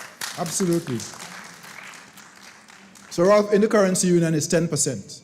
In terms of renewables in the currency union, 10%. Grenada is 4%. Dominica and St. Vincent and Grenadines, because of hydro, is a bit higher. But so they bring up the average. So that's how we get to 10%. Number of countries are at 4%, 5%, 6%. So it's not just Grenada. You're absolutely right. Obviously, I'm focused on Grenada tonight, so I've tried to be Grenada specific. What we're doing at ECCB is the ECCU Renewable Energy Infrastructure Facility. And the idea is to do 2 things. One, to address the policy and regulatory gaps. We started this work 2 years ago. And the first thing we found, why is renewables not moving faster? One, policy and regulatory gaps. So for example, in some countries, even though we say we are encouraging renewables, we still do not have feed-in tariffs properly articulated. Nobody is going to invest in the private sector or go to a financial institution and borrow if they have no clarity about the payback period. You got to know. And the only way you would know that is with a feed-in tariff. So we said to governments, you have to put in a feed-in tariff if you want to send a clear message to the private sector. Secondly, we found in some cases we're promoting solar PV, but we're not giving incentive for battery storage. Again, it has to be an integrated solution. You have to provide for battery storage. We're encouraging our fishermen. Well, we have to support them not with two-stroke engines, but 4-stroke engine. In other words, we got granular on this. Then the next thing we realize is grid instability. Some utilities are still saying they are concerned about grid instability, how much they could take from these intermittent sources. When I was PS Finance and Energy, that was a conversation, and at the time they said they probably couldn't take more than 10%. I am reliably advised that the technology has moved on. These grids can take at least 25% renewables, some even more. And so, but we have to get them into that mode in terms of participation. Third, small size. When you go to the international capital markets, they say in these countries with these investments, they're too small. To interest these big financiers, we have to come big. So the idea is we have to bundle these things together. And then, just lack of knowledge, technical capacity, both within the government and the private sector. So the first phase was the diagnostic assessment of the barriers. The second phase now is designing the funding strategy. So far, we've raised through the World Bank principally and some grant, $100 million. And so the plan is to build that up, and we've engaged in partners. I've been talking to various people over the last several weeks around that to be able to allow our governments to access that and to help us to build out our renewable energy potential, to really go after it in a hard and sustainable way. But there have been some barriers. If you go to Dominica, they will tell you the challenges with geothermal, other countries as well. But you're absolutely right. Energy security is key. Think about the pandemic. If the ships had stopped coming, and for a while we weren't sure whether they're coming out of Miami to bring food, some of us would have had a problem. And no energy, where are we? Where are we? We're paying now 4 times what the mainland US is paying for the price of electricity. If we get renewables in, and we do it in a proper way, we should at least cut that by half. At least half. Jamaica is doing 10 US cents thereabouts. At least half. If you get it down to 20 US cents, that's a big, big, big improvement. That goes to the bottom line for households, the government finances, the foreign reserves. All right, I said too much. Do we have any more questions? We have a student? Very, very good. Hi, good night. I'm Sumita Upadhyaya. I am a psychology student at SGU. So, as mentioned by this lady, she mentioned that it's important that the change in mindset starts at the home or school. However, I've seen instances where parents might induce a negative impact of the government or implicating rules. So, what strategies would you recommend for that? Let me understand the question. You've seen difficulties where the parents are giving a negative perspective of abiding by the rules or instances of the government. Well, the challenge we have is that we have parents who can't parent. We have children parenting, which is a hopeless situation. I mean, you've seen the social pathologies manifest. So we have to have parenting programs. And even some of us who are parents know it's not an easy job. We try our very best. But you have to be trained. This idea of you born with this and born with that, that's nonsense. You got to be trained, right? Train parents. Reorient minds.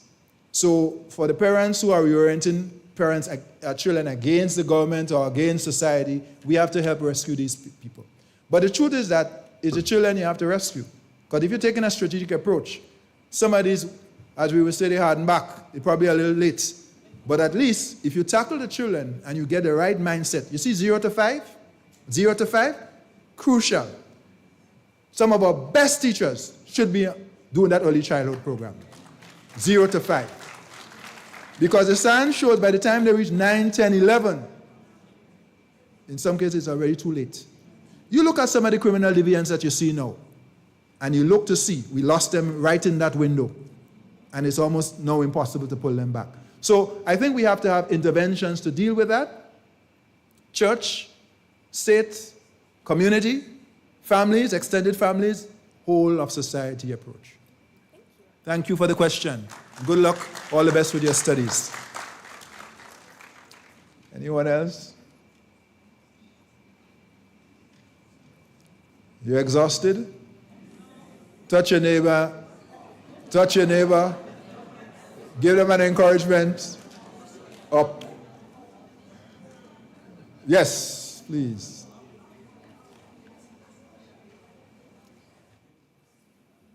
Good afternoon. Good evening to everyone.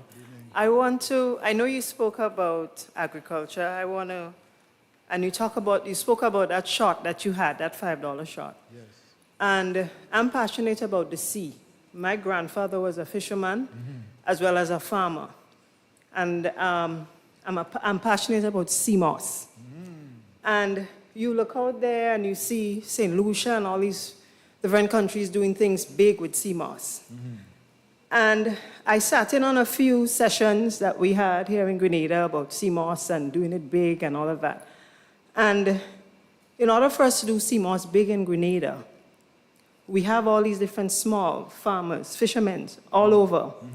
But we're not able to dry the sea moss in a large scale to export. So I'm being bold here. We need a nice big factory where we can gather all our sea moss from St. David's to Karaku, a drying facility where we can pool the sea moss. Then they dry in that drying facility. But then adjacent to that, we have somewhere where we can then manufacture sea moss pill, sea moss gel, the sea moss mask, and then we could export our sea moss. So I'm standing here representing the sea moss farmers. They didn't ask me, but we need something from the ECCB. If you can promise us for the 50th, I'm sure we could ask the Honorable Prime Minister to give us an area. And from St. David's to Karaku, we'll go around and we'll get everybody to come together because we sit every time and we always talk about it, right? I grew up on sea moss. I had pickled sea moss on the weekend in a salad, and I was like, we're sending all of these things out there. It's happening there, and we're not. So it's a question, but it's something for you to think about, and it's also for the Prime Minister to think about. But I want to see us move sea moss from just the dry sea moss to where we might do the sea moss pill, the gel, the mask, but we're not able to do it because the small farmers, and some of them just the $40, we can't get there. But if we get that facility and then we form a cooperative now and we come and we pull our wet sea moss in and we're going to create employment, we're going to... Excellent. Give her a round of applause, please. Love that. Where are you based? Where's your operation based? Well, I'm from the village of Kelly's, but we sea moss family in True Blue. Right. Yes. Ladies and gentlemen, give it up for Miss Sea Moss Grenada.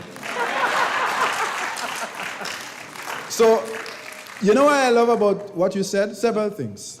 You illustrated an application of the blue economy. See, the blue economy is tourism. It's energy. It's food. Marine. You're supposed to have CMOS. It's carbon sequestration. It's a range of marine transport, a range of things. Again, I didn't cover them, but they're all in there. That's a good application. The Minister for Tourism, who hails from the parish of St. David, heard you, and he will take your message to the cabinet. And then they will approach you. Right? Thank you so very much. This is very good.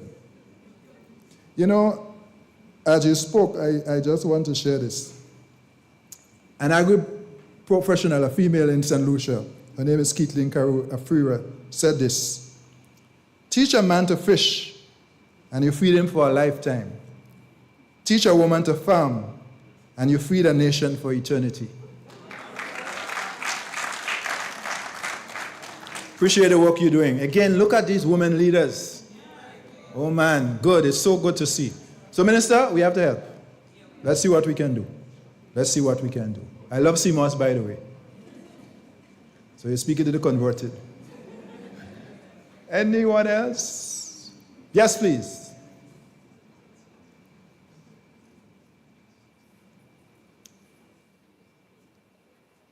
Good evening, everybody. So I don't want to take up too much time, but I know we mentioned the evolving labor market and the top 10 growth areas like sustainability specialists and robotics engineers and stuff. How are we going to grow these areas if we don't have programs here to train people? Because what happens when you migrate to study or you go away to study, chances are you get opportunities there one time. So persons tend to stay. So are we going to be investing in programs to develop these areas? Yeah. So here's the thing. Thanks for the question. Part of doubling this economy is a strategy that addresses Grenadians in the diaspora and the Grenadians who are going training and coming back.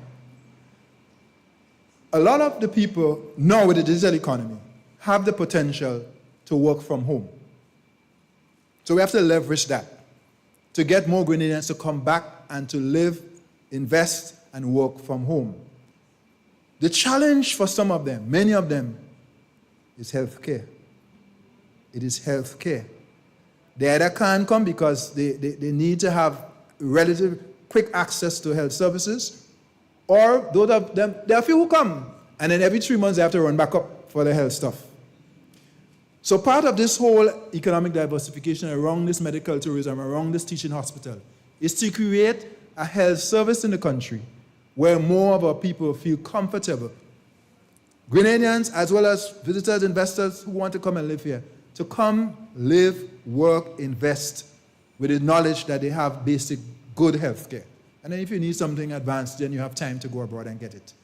Because I will tell you, for all the remittances that come back, and we appreciate the remittances, they do not compensate for the critical loss of skills that we have suffered from brain drain.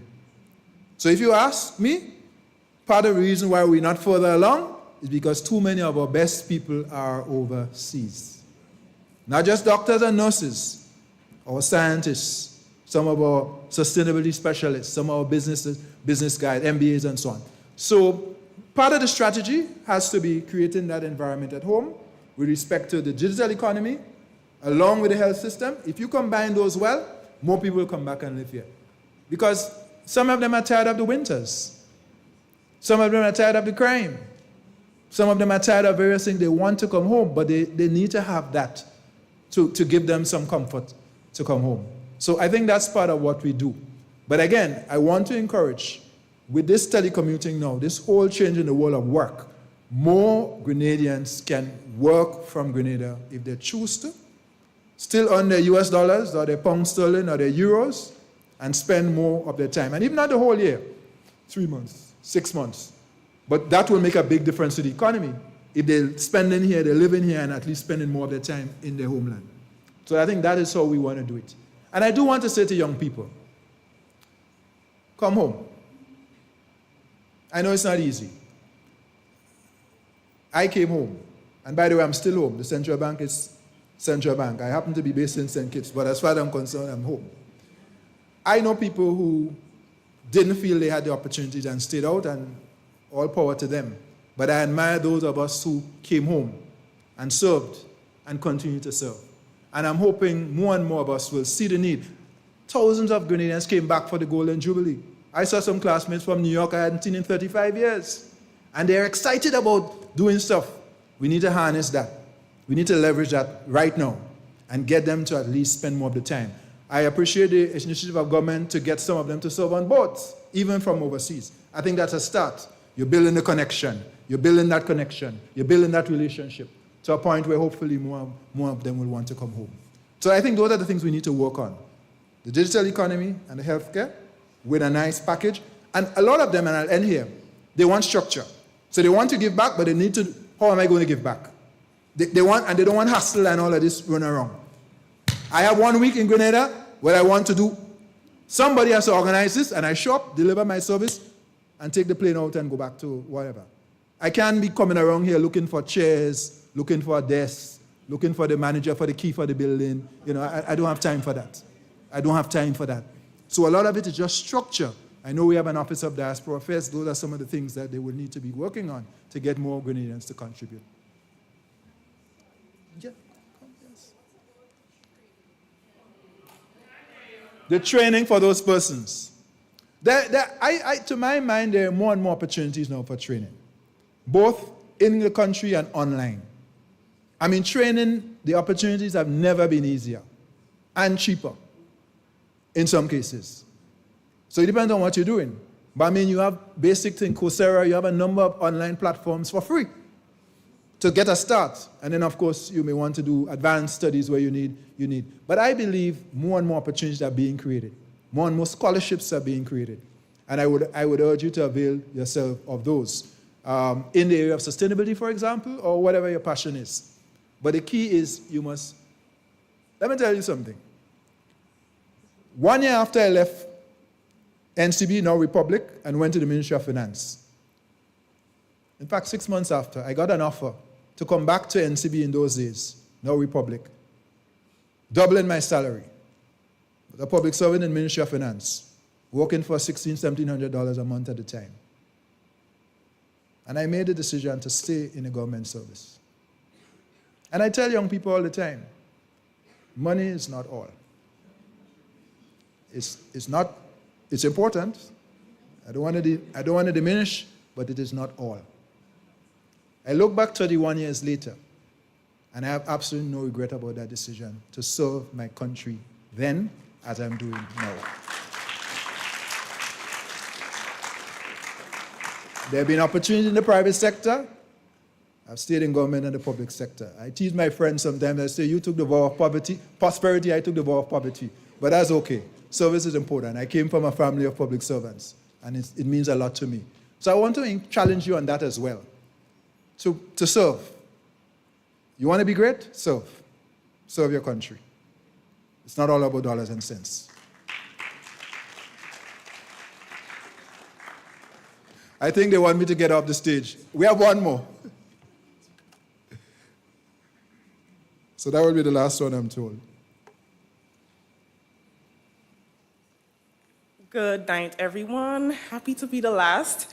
I must say I thoroughly enjoyed your presentation.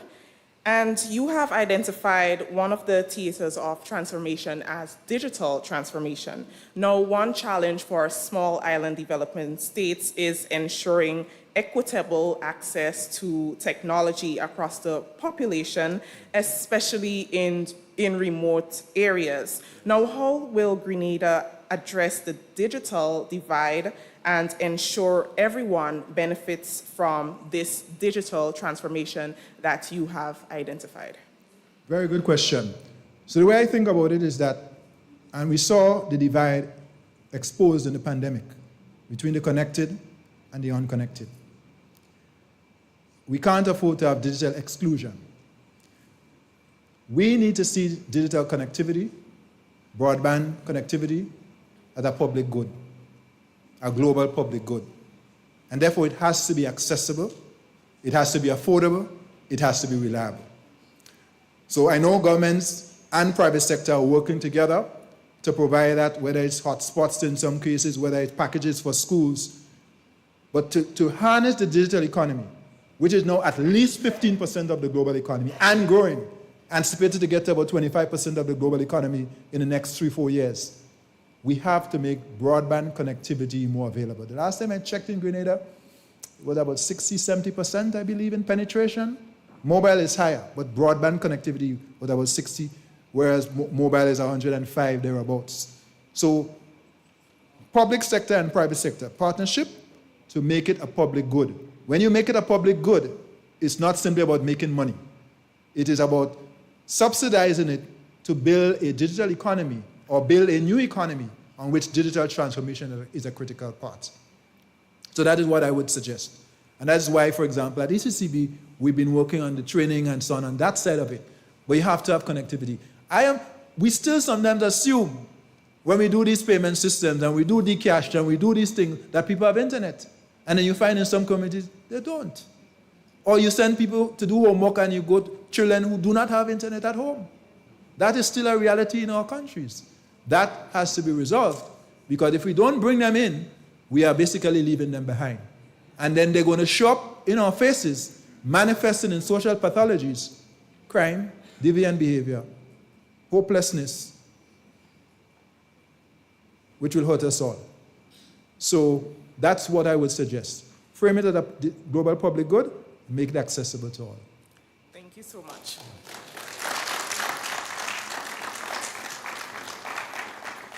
I'm out of time. Thank you very much. God bless you all.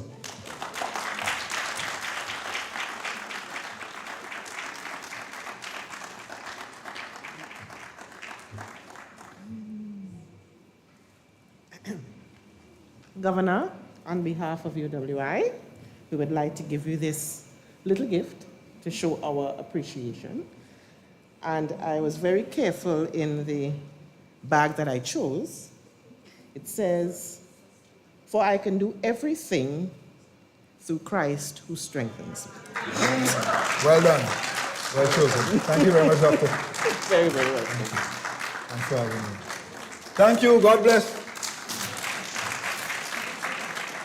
One people, one journey, one future, one love.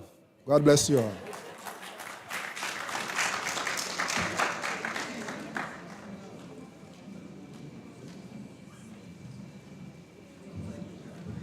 Thank you so very much, Governor. Did you enjoy the lecture? Yes. Okay. So let us give him a lusty round of applause.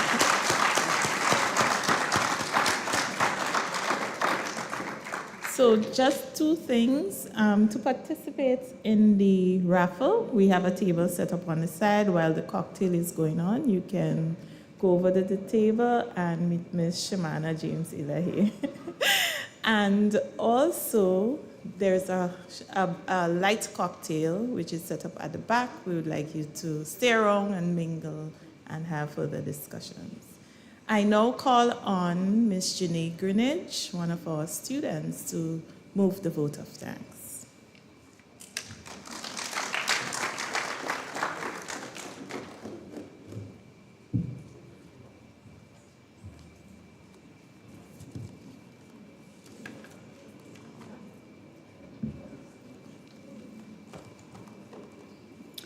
With protocol already established, pleasant night to everyone. Education is the key to unlocking a world, a passport for freedom. Oprah Winfrey famously said, "I am Janae Greenidge and a proud and current UWI Global Campus student." Pleasant good night. Embracing the spirit of unlocking endless possibilities, we convey for the 9th annual Carol Bristol Distinguished Lecture Series. Our heartfelt gratitude begins with Father Rumrick, whose prayer beautifully set the stage for today's event.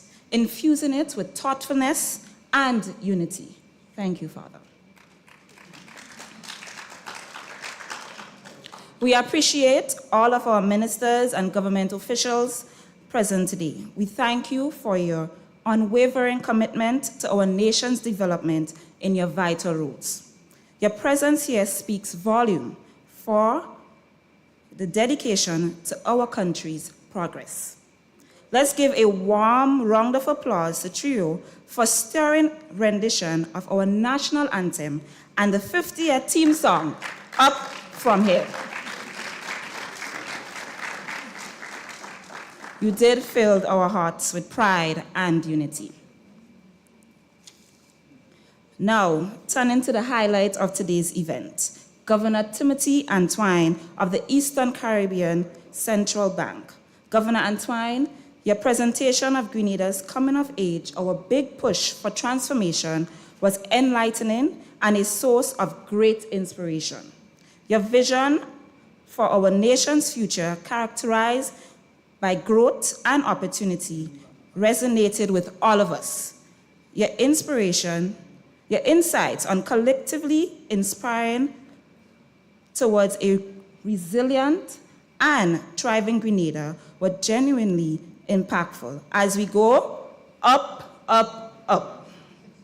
We are immensely thankful for your wisdom and forward-thinking approach. Thank you.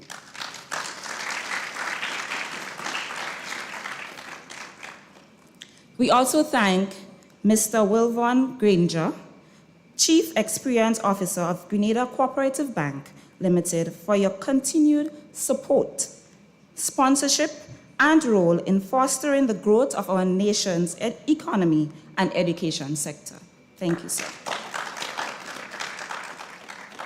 I would like to express our sincere gratitude to Dr. Francis Severin, Principal of the University of the West Indies Global Campus, and Dr. Cheryl Soley, Director of the UWI Global Campus Sites. Your contributions and support in the field of education are invaluable and greatly appreciated. Your presence here today signifies the strength and strong bond between academia and the reach of the global campus. Thank you. They are online. We are grateful to Dr. Nicole Philip Dow, Deputy Director Acting of the UWI Global Campus Sites, for your warm welcome and the introduction of our esteemed speaker. Your efforts have been crucial in the success of this event.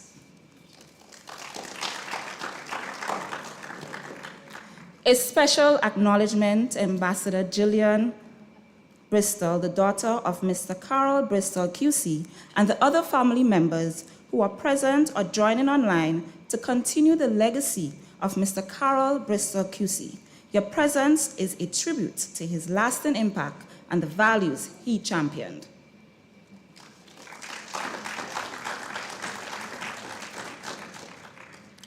Thank you, Mrs. Keisha Kamajan Branch, for aptly chairing this year's lecture series. Your organizational skills and dedication have been instrumental in the seamless execution of this event. Thank you. Finally, to the members of the UWI Global Campus and TAMCC community, St. George's University, educators, students, media representatives, 2023 to 2024 Grenada Guild Chapter Executive of the University of the West Indies Global Campus, and well-wishers, viewers online, your participation today celebrates our collective dedication to education, development, and the bright future for Grenada as we go. In closing, let us remember that each step forward in education is a step towards a brighter, more enlightened Grenada. Today, we have taken a significant stride in that direction. You all have been a great audience. Thank you all for being part of this incredible journey as we bring Grenada. Thank you very much.